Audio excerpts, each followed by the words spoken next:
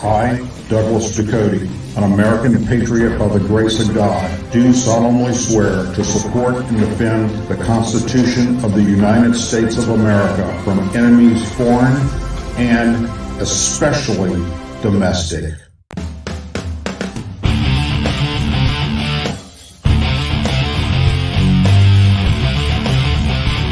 I, Douglas Ducote, an American patriot by the grace of God, do solemnly swear to support and defend the Constitution of the United States of America from enemies foreign and especially domestic. Say it with me. I pledge allegiance to the flag of the United States of America and to the republic for which it stands, one nation, under God, indivisible, with liberty and justice for all. Hello, American Patriots, and welcome to another episode of the Douglas Ducote Show. You got many places you could be tonight, but you chose to be here with me, the enemy of the far left, and for that, I am very, very thankful. I guess that makes you the enemy of the far left for watching me. Anyhow, before we get into tonight's show, let me explain a few things. Number one, why am I doing the show on this channel?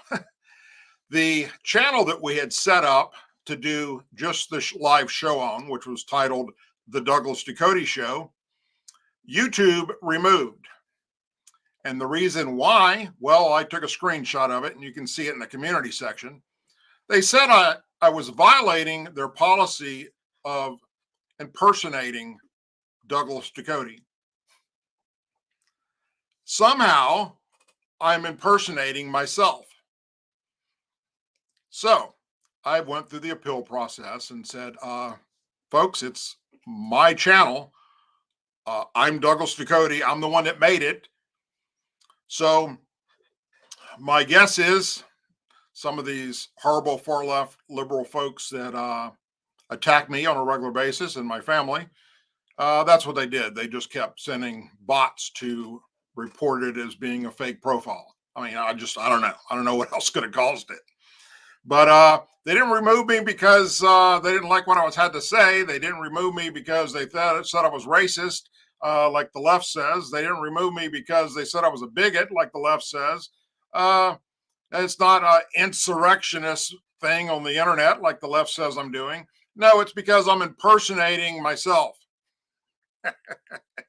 And that shit's funny. I mean, just, it is what it is. So I came over here. I do the show here. Originally, we're going to Rumble.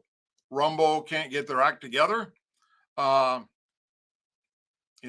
I can't stream live and it go through from start to finish, then I'm not going to do it. And that's what was happening at Rumble.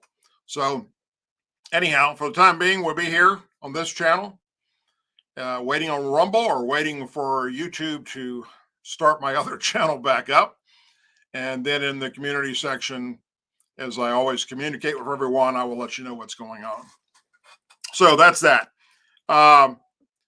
Wasn't able to do I was able to do the show last Thursday, but I didn't do the show last Thursday because of I just come back from spending all day with doctors and dealing with a health issue that is doing fine now. Let's put it that way. I'm not going to go into that, but I am okay.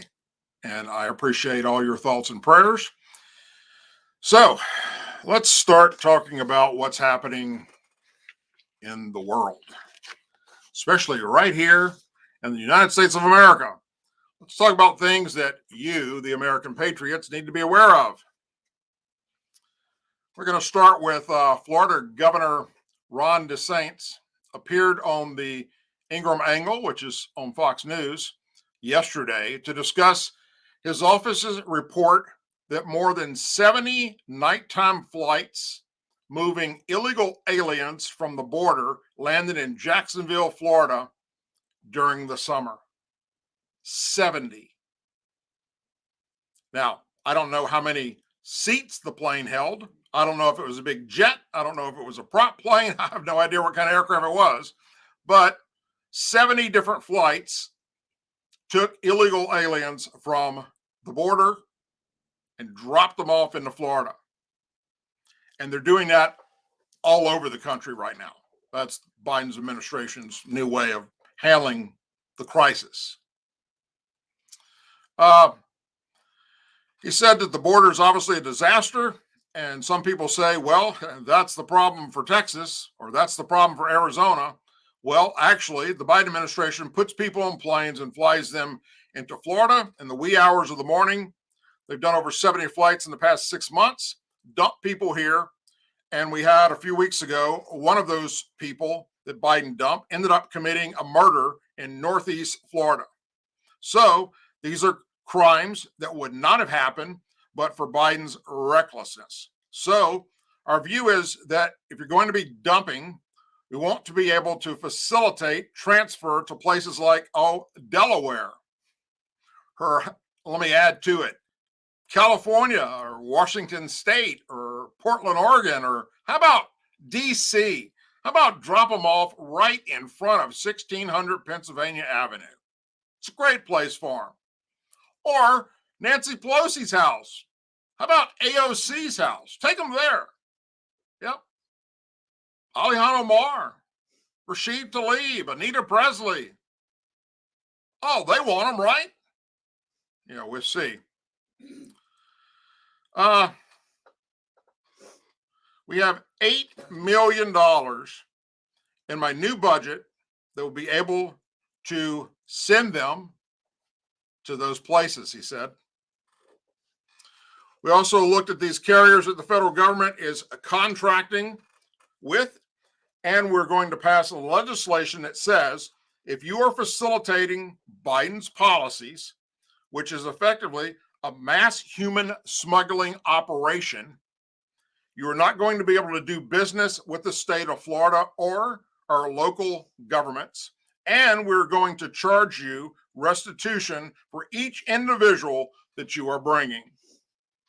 So it is good to see governors, like the governor of Florida, stand up to these incompetent folks up in Washington, D.C.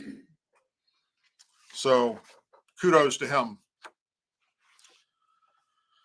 A Democrat Congressional Campaign Committee, which we will refer to as the DCCC, digital strategists repeatedly called for police to be abolished and said law enforcement is a terrorist group multiple times online. DCCC strategists, and I don't even know how to pronounce this, I'll spell it, Nigeria, Boone, attacked police as terrorist groups and has openly expressed her disdain for law enforcement on her Twitter account. The police are a terrorist group. Boone, whose handle was Olivia Broke, tweeted in May of last year, "When I say this, I mean it in the most disrespectful way possible. Fuck the police," she tweeted. June of 2020. Boone has gone so far in her attacks on police that she claimed law enforcement was created to capture runaway slaves. I want to tweet about hashtag George Floyd's murder, but I've run out of words to say, Boone wrote in May of 2020. There have been so many Black people that have become hashtags that I am speechless. Abolish the police. They were created to capture runaway slaves, she continued to say. There's nothing to reform. Burn the shit down. Boone's controversial posts do not stop at policing. The Democrat digital strategist has also written charged posts about white people and the 9/11 terrorist. Laugh out loud. Terrorist, Boone tweeted about the September 11th attack, conspires in May of 2018 using square quotes. These old-ass lawmakers hire white people for their coma teams and have them looking like sellouts on Twitter because they're making tweets they don't even know about.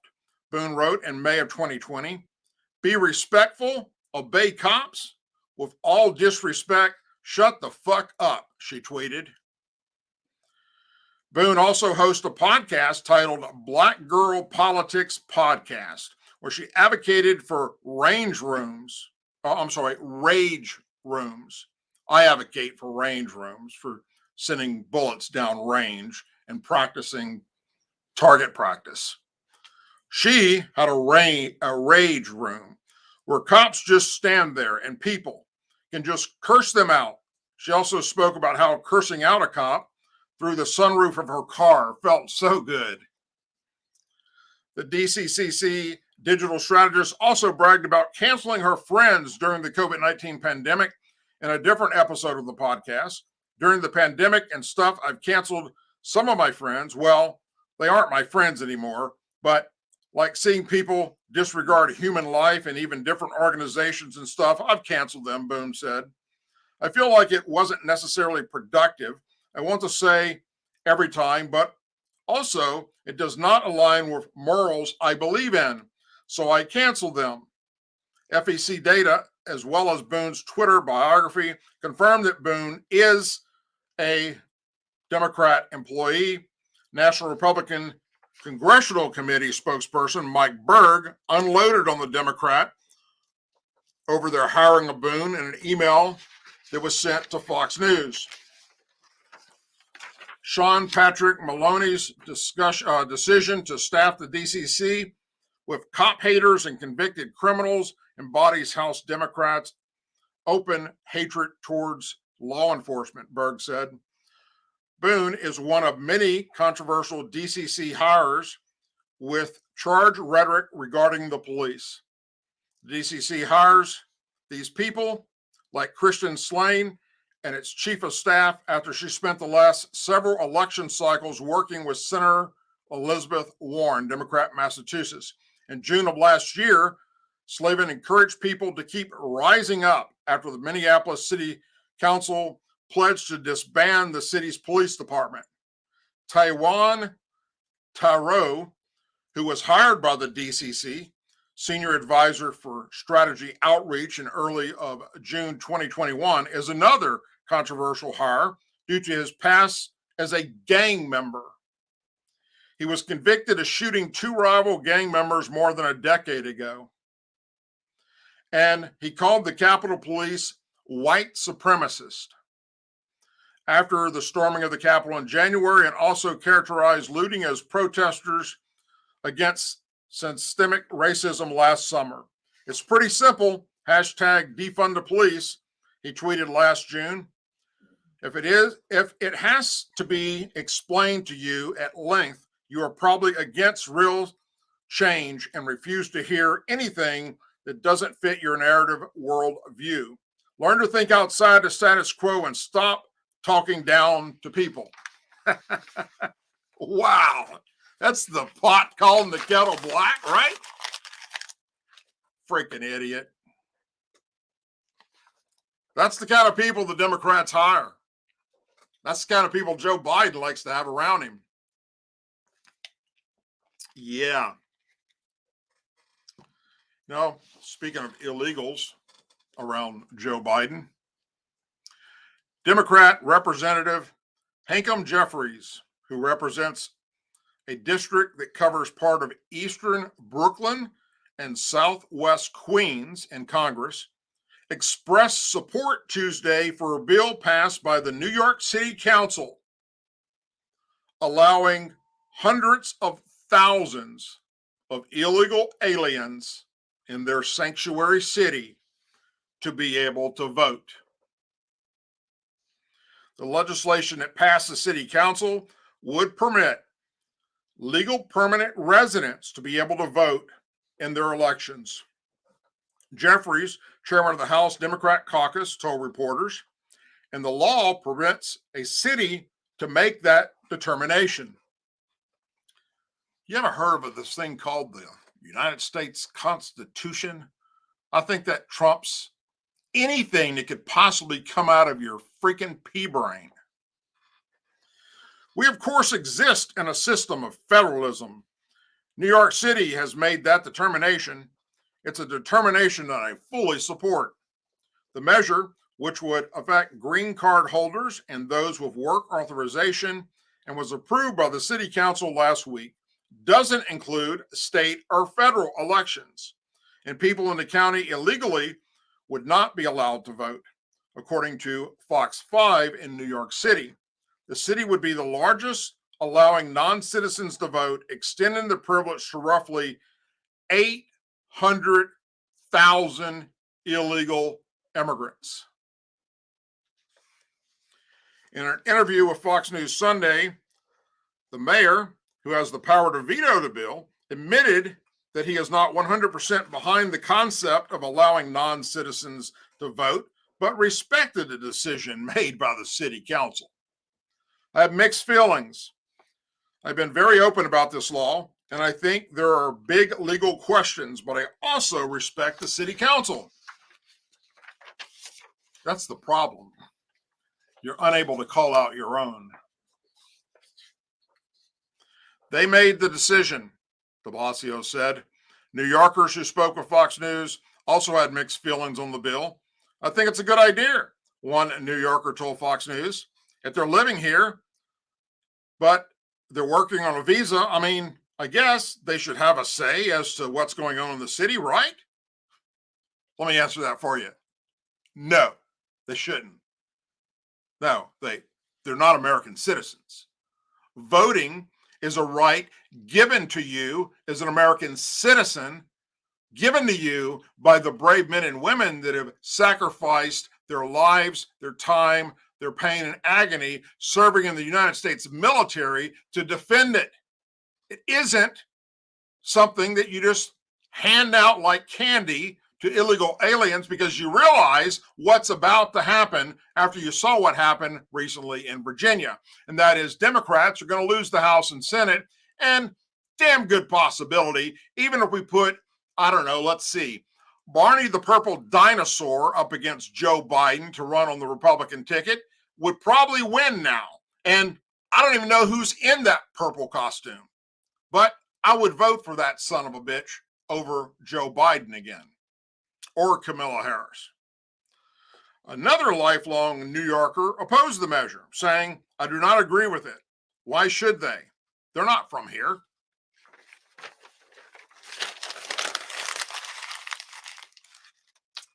Yeah. Things that make you go, what the?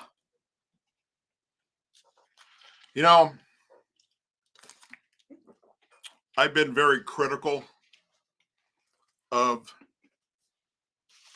the leadership in the Department of Justice and the leadership up at the FBI, and there's a problem with them. They lack credibility. They lack having any morals. They're rogue people. We know that. We saw that with the James Comeys and the Peter Strzok's and the Lisa Pages. We are witness to what they did. And now in this next story about the FBI, we're going to talk about some people that did some stupid shit and got caught.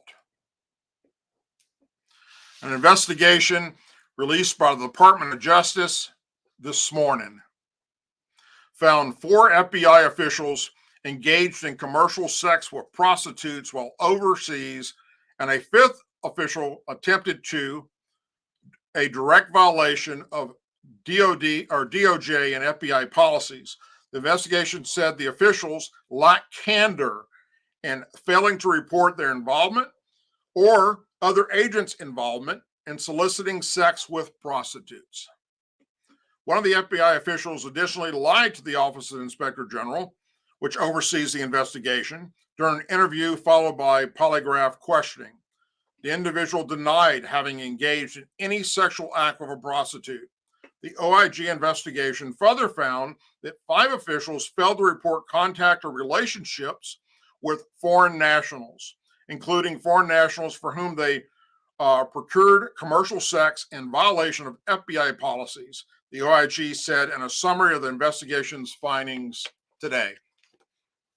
In addition to violating the Bureau's policies surrounding commercial sex, one agent additionally failed to report that he provided a foreign police officer a package containing approximately 100 white pills.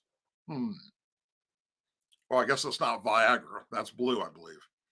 The report did not say what substance the white pills were or what they were made of, but noted that the FBI officials lacked candor when the individual denied observing or placing pills in a package to be delivered to the foreign officer. A sixth FBI official was also found to have committed misconduct for failing to report suspicious violations through appropriate channels. It is unclear what happened to the sixth FBI official, but of the 5 who solicited commercial sex, 2 resigned, 2 retired, and 1 was removed while the investigation is still ongoing.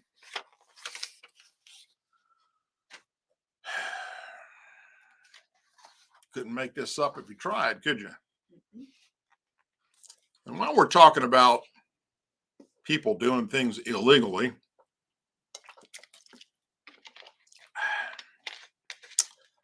you all know what's happening at CNN, right? We watched the fall of Como.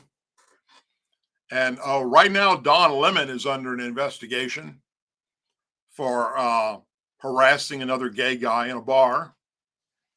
And he's gay, by the way. I'm not bashing him for being gay. I'm just saying that that's what he's being accused of doing. Well, CNN has more problems on their hands. Their senior producer, John Griffin, was arrested last Friday by, the FBI after being charged with shocking sex crimes with girls as young as 7 years old. There's a special place in hell for people like this son of a bitch.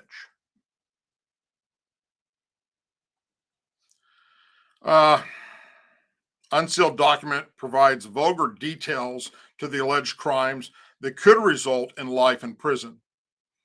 The CNN veteran was charged by a grand jury in Vermont with 3 counts of using a facility of interstate commerce to attempt to entice minors to engage in unlawful sexual activity. Griffin is currently in custody, and his arraignment in Vermont is scheduled for tomorrow at 11 a.m. Eastern Time. Griffin, a senior producer of CNN's long-struggling morning program, New Day, was taken into custody following a federal indictment accusing him of coercing parents to allow their minor daughters to engage in sexual activity in his home. The indictment, which was sealed when the arrest was reported, provides lewd particulars of crimes allegedly committed by the CNN senior producer. The indictment includes various messages Griffin sent via Kik, Google Hangouts, and text. Griffin stated he believes there is a wanton whore at the core of any female, and that a woman is a woman regardless of her age, according to messages that he sent. But it's going to get worse, folks, as I continue this. So if you're worried about words, you might want to plug your ears, because I'm going to read it exactly the way it should be read. According to the indictment, Griffin sent text messages to a mother of 2 daughters, ages 9 and 13, which stated one of the big lies of this society is that women are delicate, innocent angels, and they are naturally the dirtiest sluts possible in every metric. The CNN producer also allegedly texted the mother, when handled appropriately, a woman is a woman regardless of her age, and urged the mother to make sure her 13-year-old daughter was trained properly. The U.S. Attorney's Office in Vermont wrote in a statement that Griffin sought to persuade parents to allow him to train their daughters to be sexually submissive. Griffin later transferred over $3,000 to the mother for plane tickets so the mother and her 9-year-old daughter could fly from Nevada to Boston's Logan Airport. The mother and child flew to Boston in July of 2020, where Griffin picked them up in his Tesla and drove them to his Ludlow house. At the house, the daughter was directed to engage and did engage in unlawful sexual activity. That mother needs to be put away with him. The now unsealed indictment indicated he had sexually trained girls as young as 7 years old and advised the mother that her 14-year-old daughter would be a good candidate for such training. He allegedly proposed that training would begin on a video chat where he planned to instruct the 14-year-old and her mother to remove their clothes and touch each other, and eventually declared in-person meetings would include spanking and cock worshiping. CNN suspended Griffin, who worked with former CNN star Chris Como, a New Day anchor, from its inception in 2013 until it launched its primetime show in 2018.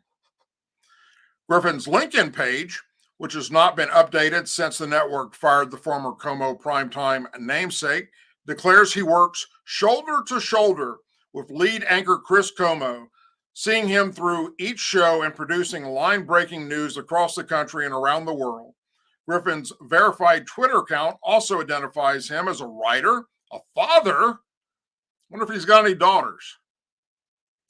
Tech head. He joined CNN in 2013. We take the charges against Mr. Griffin incredibly seriously, a CNN spokesman told Fox News Digital when they asked about this. We only learned of his arrest this afternoon and have suspended him pending the investigation.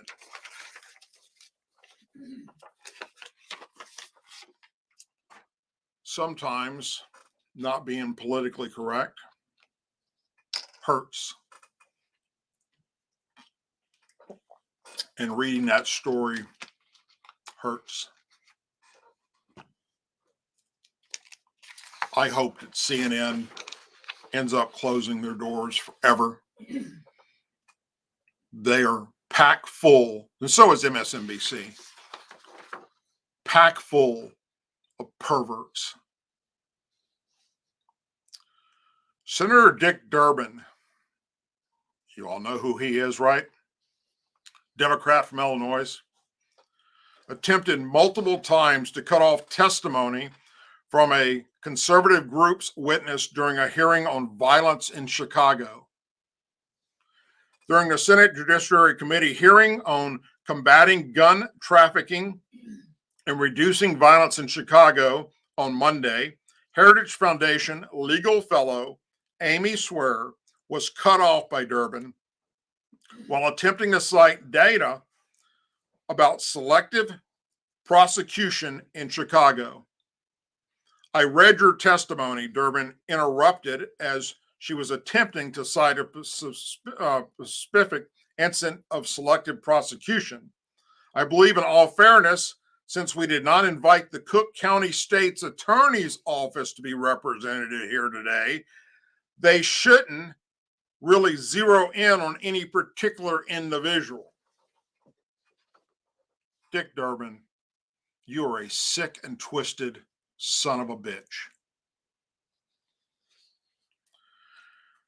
She was attempting to cite an incident in October in which a mid-morning gunfight in Chicago left one person dead and 2 wounded, with police seeking charges such as murder and aggravated battery against 5 individuals involved.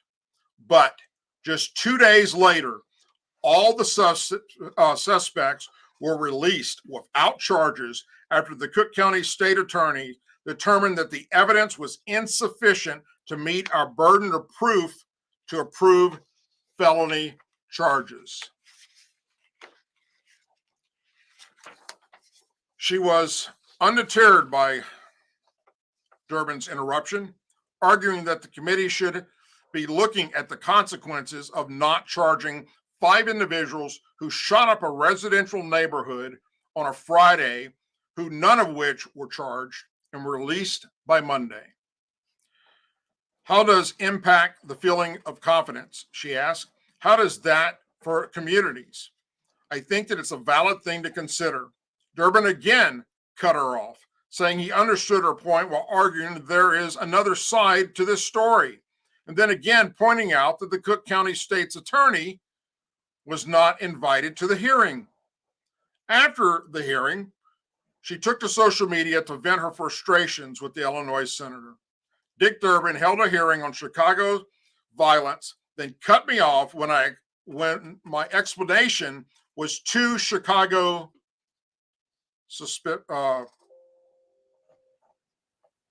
was getting too much into talking about the individuals within the justice system of Chicago.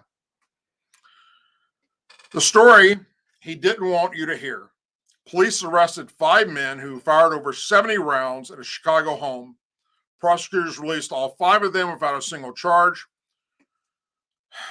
Gun violence in Chicago reasonably believe they can light up a neighborhood on a Friday and then be released on Monday without facing a single meaningful consequences, she continued, adding that Durbin believes it's inappropriate to mention this at a hearing on Chicago gun violence.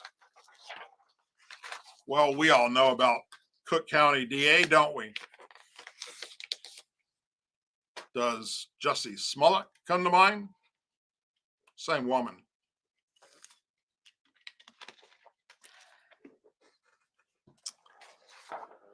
Everybody's aware of all the smash and grabs that are going on, right?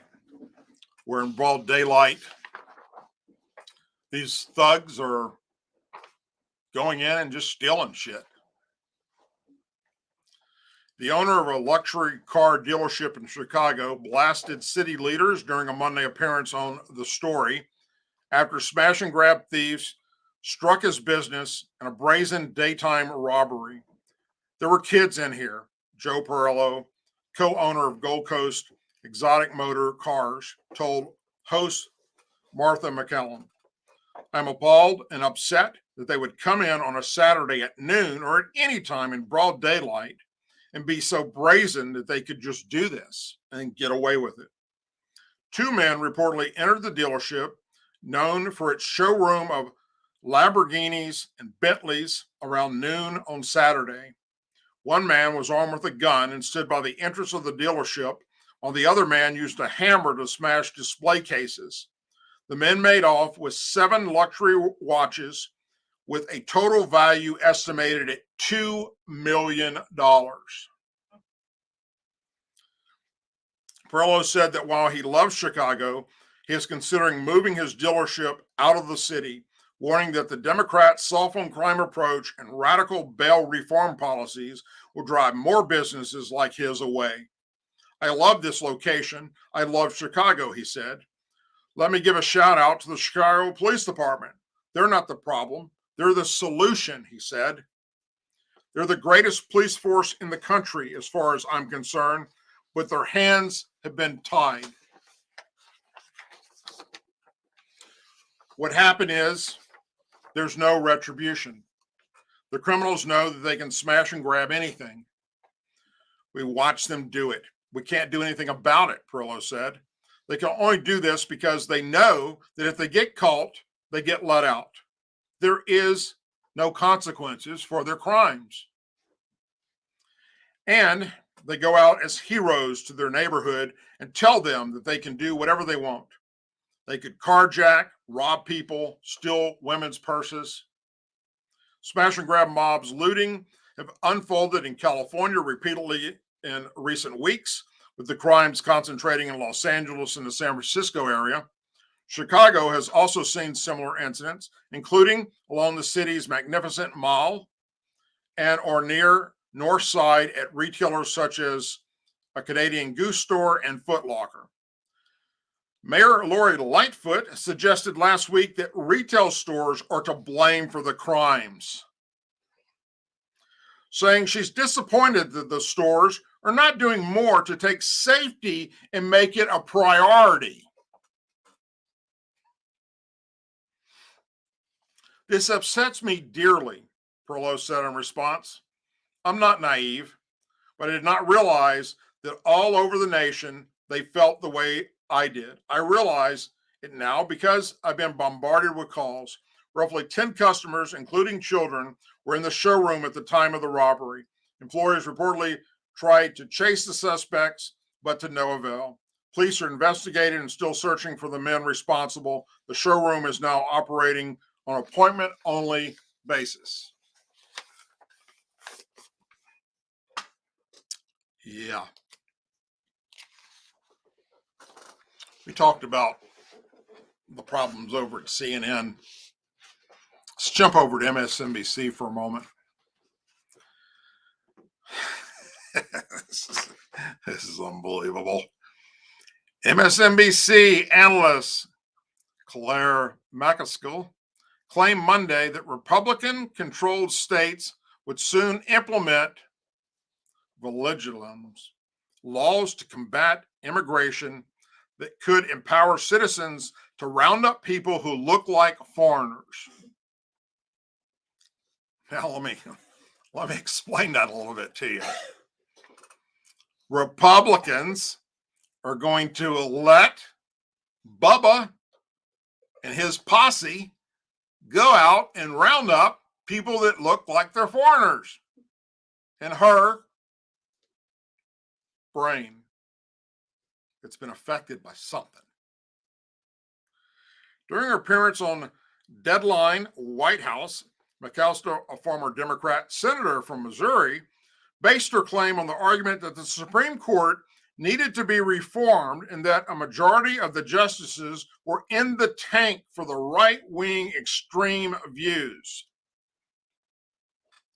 Really, you might want to ask Donald Trump how he feels about that, because I don't think they've given him a chance in hell. Aside from a lack of evidence to support her claim, McAllister didn't detail any sort of connection between her views on the Supreme Court and how a lack of reform would lead to those types of laws being implemented. There is definitely some reform that is needed at the Supreme Court. I mean, you can just start with ethics. You can start with ethics. Google that word, ma'am. They don't have the same rules, Supreme Court justices, she said. You can start with term limits.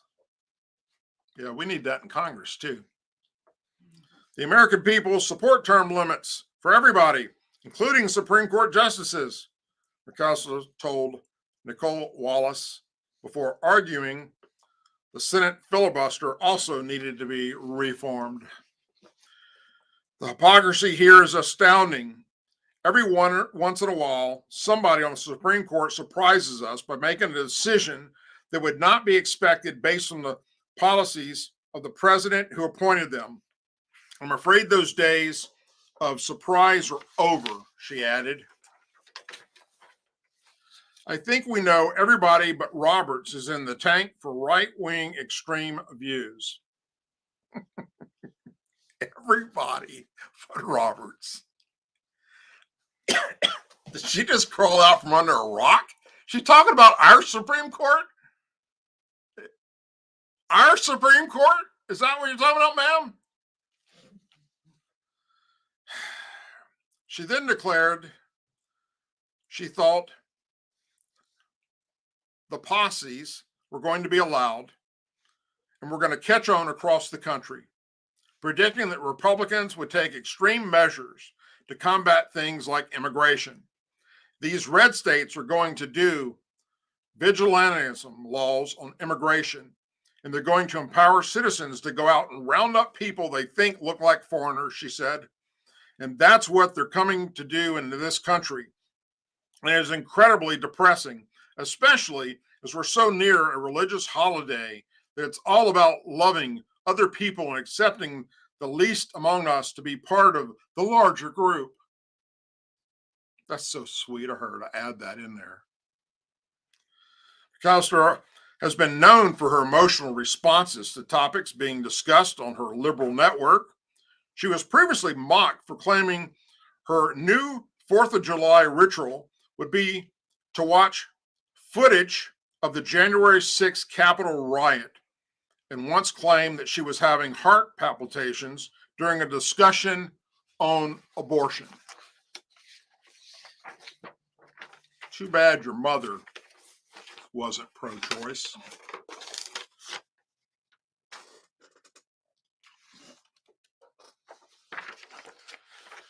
You all know how I feel about what happened in Afghanistan. Same that 99.9% of every veteran feels, and our military men and women serving. The Biden administration yesterday said it has evacuated nearly 500 U.S. citizens from Afghanistan since its U.S. withdrawal on August 31st, while fewer than a dozen U.S. citizens who want to leave are still stuck there. The numbers disclosed in a press release from the State Department are drastically higher than the estimate President Biden gave regarding the number of Americans left behind in Afghanistan after U.S. forces left the country. Even before the withdrawal, Biden had pledged to leave no U.S. citizen behind. If there's American citizens left, we're going to stay and get them out, Biden told ABC News' George Stephanopoulos on August 16th. Just 15 days later, Biden marked the end of the Afghanistan war with a speech in which he admitted that 100 to 200 Americans remained in Afghanistan with some intentions to leave. We believe that about 100 to 200 Americans remain in Afghanistan, the president said on August 31st. Most of those who remain are dual citizens, longtime residents who had early decided to stay because of their family roots in Afghanistan. A source familiar with the matter told Fox News that previous estimates of U.S. citizens still residing in Afghanistan grew because not everyone who was eligible to leave had registered with the embassy. In many cases, people wanted to stay because of family or deep cultural roots, but later changed their minds when they were being tortured by the Taliban. The State Department said it is in touch with the remaining U.S. citizens who want to leave Afghanistan and prepared to depart and have the necessary travel documents. As Secretary Anthony Blinken has said, there is no deadline for this work. Will somebody please let the commander-in-chief of the United States military know that we don't leave people behind, not our own in uniform or American citizens.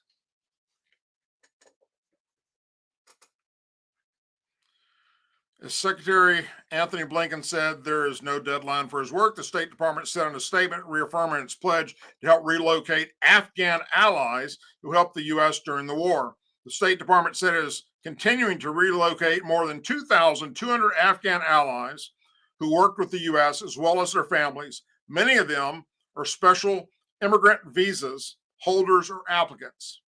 The Biden administration is providing funding to support resettlement for up to 95,000 individuals relocated from Afghanistan and then entered into the U.S. through Operations Allied Welcome Home through the current fiscal year.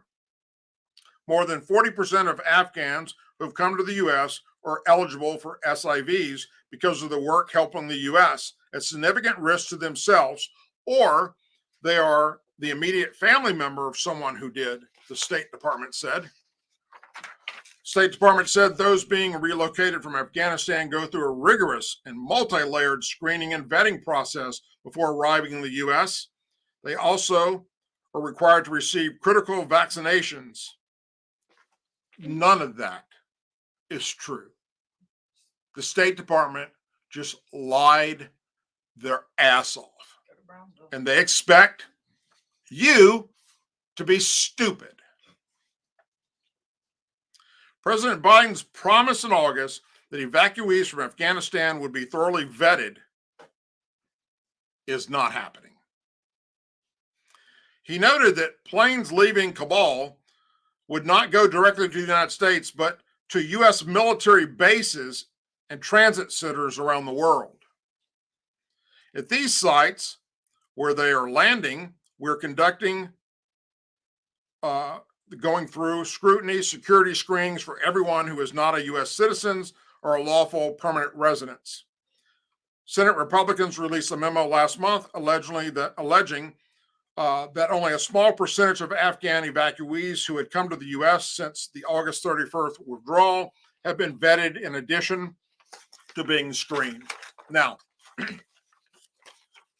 I'm going to go out on a limb here, and I'm going to make a prediction for you.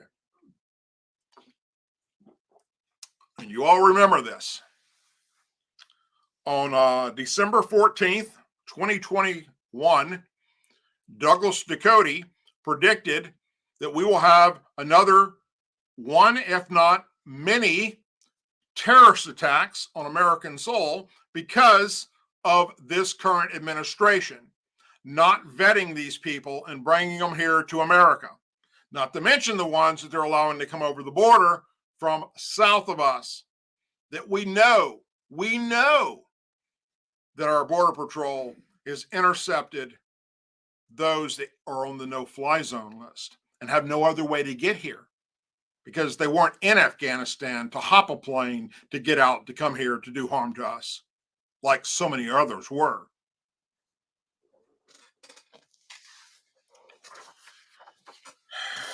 It's going to happen again. The writing's on the wall. We will see it. And we're not doing shit about it. Making it worse.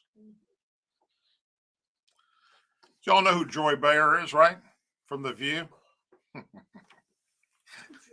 I think she's friends with this MSNBC nut we just talked about. The View co-host Joy Behar fretted Monday that some states would return to segregated schools if the Supreme Court didn't directly address more issues. Reciting to the Supreme Court's procedural ruling Friday, or reacting to it, on Texas restrictive abortion law, Behar suggested states would enact radical segregation again in defiance of the landmark Brown versus Board of Education decision striking down such laws. If they keep throwing all these things to the states, they could overturn Brown versus the Board of Education, she said, and bring back segregated schools as if they want some in all states. The Texas law bans abortions after 6 weeks of pregnancy and allows private individuals to bring suit in state court against people who allegedly perform abortions. The court allowed the Texas law to remain in effect while it heard a challenge about whether parties may bring suit against it before the state has actually taken enforcement actions consistent with the law. It said the lawsuit brought by abortion providers against Texas over the law could proceed. It was not a final say on the law's constitutionality. Why do we need the Supreme Court? They are on a path to oblivion, it seems to me, if they keep making this type of decision. Am I right about that? Behar asked. Co-host Amanda Carpenter of the Bulwark said she was a pro-life, but criticized the Texas law as one that fostered a culture of criminals and vigilantes. I'm very fearful going into 2022 when the court does rule.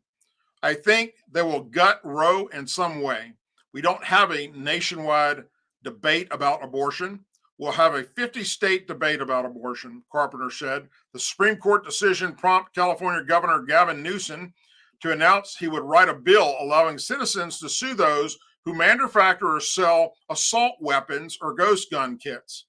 Co-host Sarah Hines commended Newsom for this move, even if she agreed with the assessment by some scholars that the bill wouldn't hold up in court. It shows you the Supreme Court is political and full of it. I think it's an important piece of legislation, even if it is not going to work, she said. I swear. These radical liberal nut jobs, sadly, have infiltrated every part of our government, our school system, everything.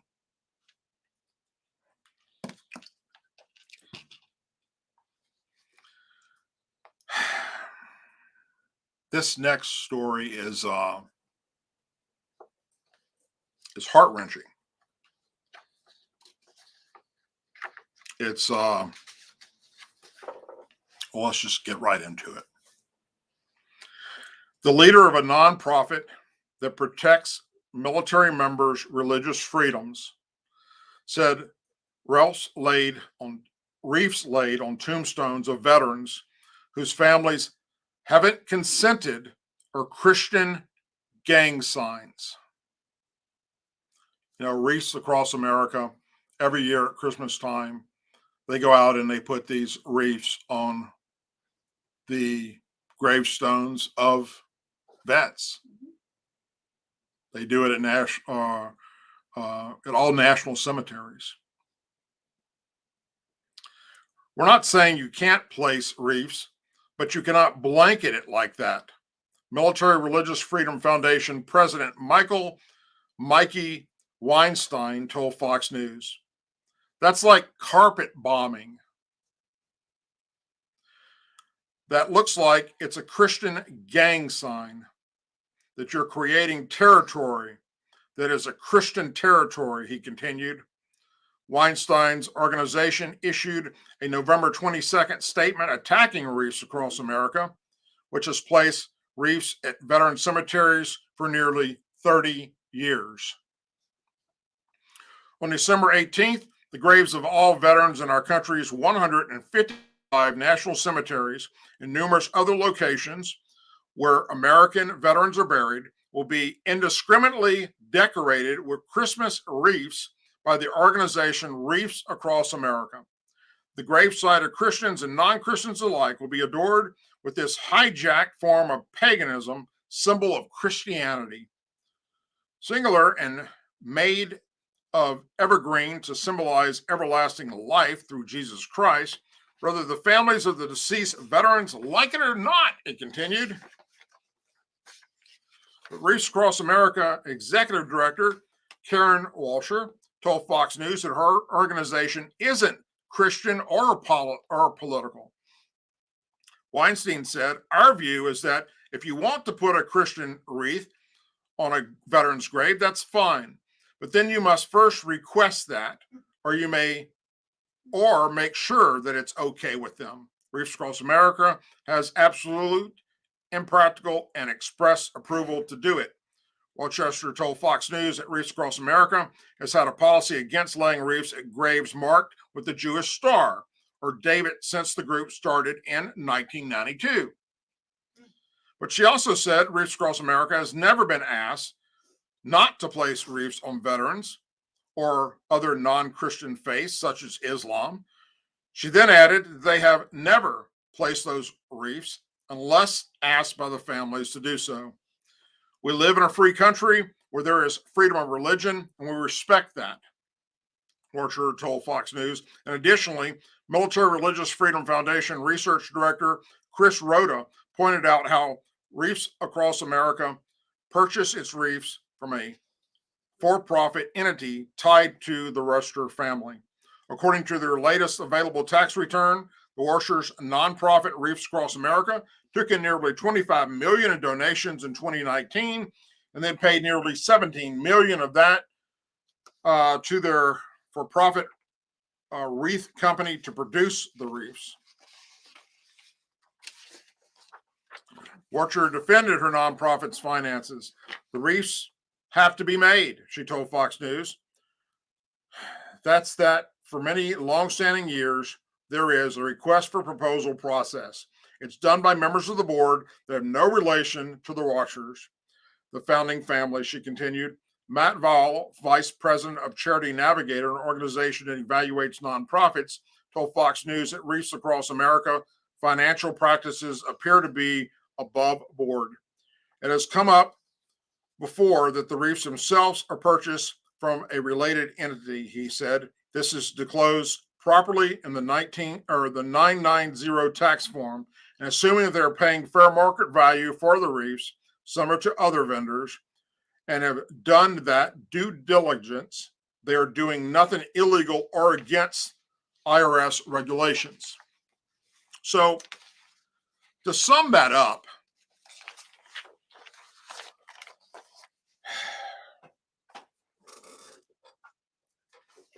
They do not put these wreaths on a veteran's gravestone that has a Jewish star or that doesn't have a Christian cross.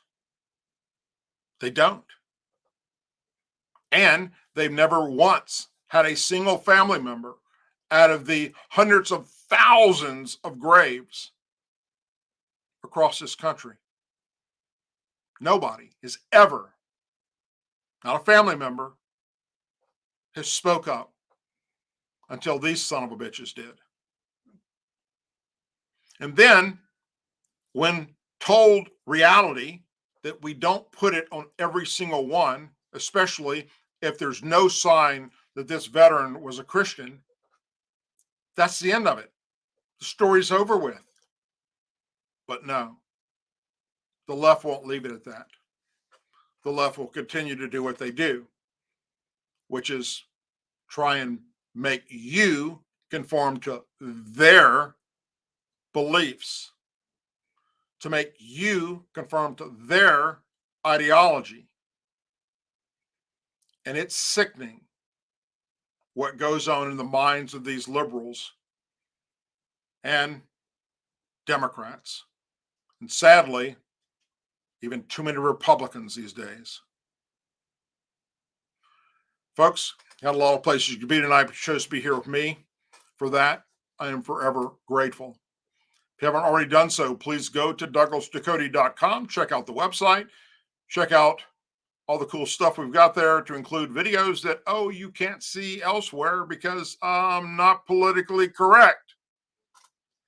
And some of the video links may not work right now over there because they were shared directly from my other YouTube channel, which we're trying to get back up.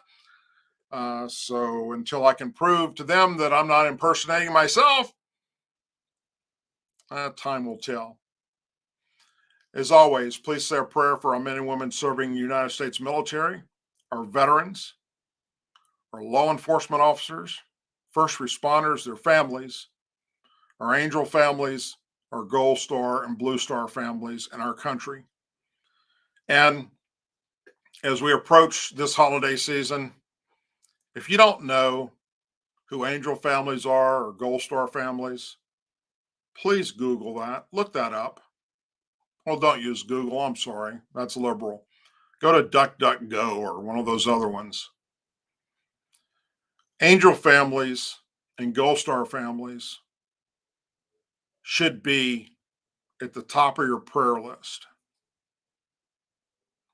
because the Biden administration and the Democrats and the liberals are shitting on them. It's sad. It's disgusting. And the only way it's ever going to change is for Republicans to win back all three branches of the government and then hold those accountable that were elected. And here, with my show at least, I plan to do that. Thank you. God bless you all. Thanks for being here with me. And hopefully, I'll be able to stop tonight's broadcast quicker than I did last week's when it wouldn't allow me to. So we'll find out right now. Take care, everyone. God bless.